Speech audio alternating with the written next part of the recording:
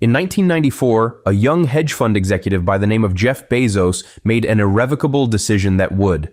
Bezos was then working on Wall Street at a hedge fund called D.E. Shaw. While reviewing statistics about internet growth, Bezos learned something astounding. More than 2,000% a year, the internet was growing.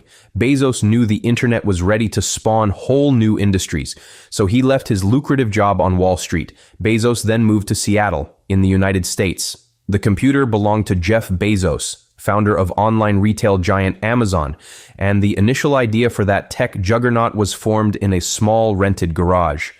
The firm started with just a few people. Their mission was straightforward: construct the biggest bookstore on the web. Books were the ideal first product.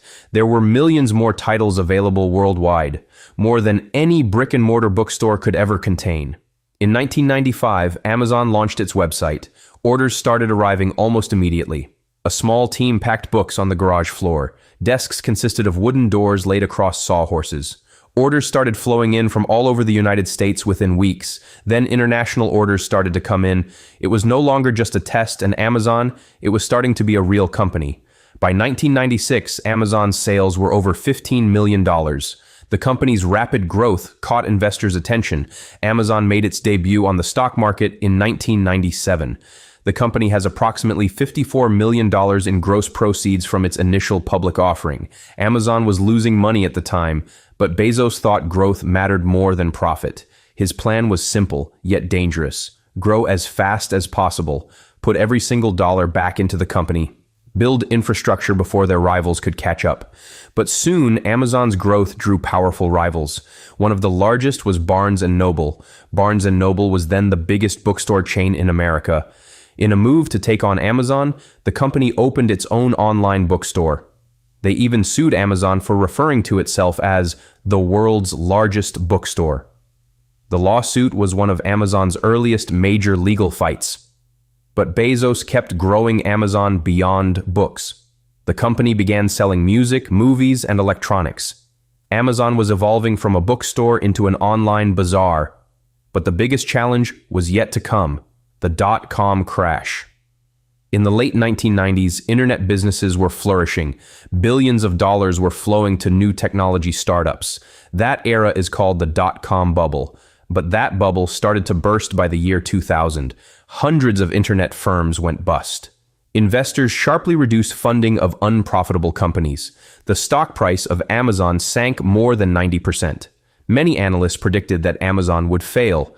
Critics even called Amazon Amazon bomb. The business was hemorrhaging hundreds of millions of dollars annually. In response, Amazon slashed expenses throughout the company. Thousands of workers were laid off, but Bezos would not give up on the long-term vision. Instead, Amazon honed its logistics and distribution. The company established massive fulfillment centers throughout the United States.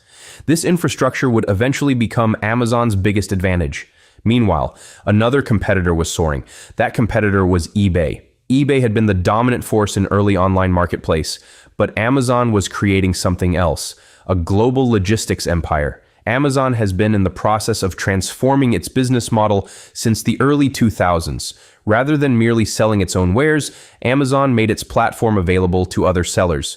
This was referred to as Amazon Marketplace. International small businesses could now sell products via Amazon. Amazon took care of payments, logistics, and customer service. This step significantly expanded the number of products offered on the platform, but there was an even bigger idea brewing for Bezos. In 2005, Amazon introduced a new offering, Amazon Prime. Prime provided quick shipping for an annual fee. Initially, lots of analysts predicted that the program would operate at a loss, but Prime transformed the nature of online shopping. People started buying even more products because of fast shipping. Prime also expanded into entertainment. Amazon started making movies and television for Prime Video. In the meantime, a different groundbreaking product was in development. Amazon launched the Kindle e-reader in 2007. The device enabled people to download books in no time. This transformed the publishing industry. But Amazon's most potent innovation remained mostly hidden. It was named Amazon Web Services. By the 2000s and 10s, Amazon had emerged as one of the most powerful technology companies in the world. But the company was more than an online store. Amazon Web Services had snuck into the backbone of the internet. Amazon's cloud infrastructure was now relied on by thousands of companies, even larger platforms like Netflix, Airbnb, and tons of startups run on AWS servers. The cloud business was producing billions in profit. Meanwhile, Amazon kept building its retail empire, but one traditional retail giant stayed a serious rival. That competitor was Walmart. The fight between Amazon and Walmart revolutionized global retail. As Amazon expanded, governments moved to scrutinize it more closely. Regulators questioned Amazon's market dominance. Various governments prepared antitrust investigations into the company. Doubts are also raised about the working conditions in warehouses. In response, Amazon raised pay and expanded safety programs.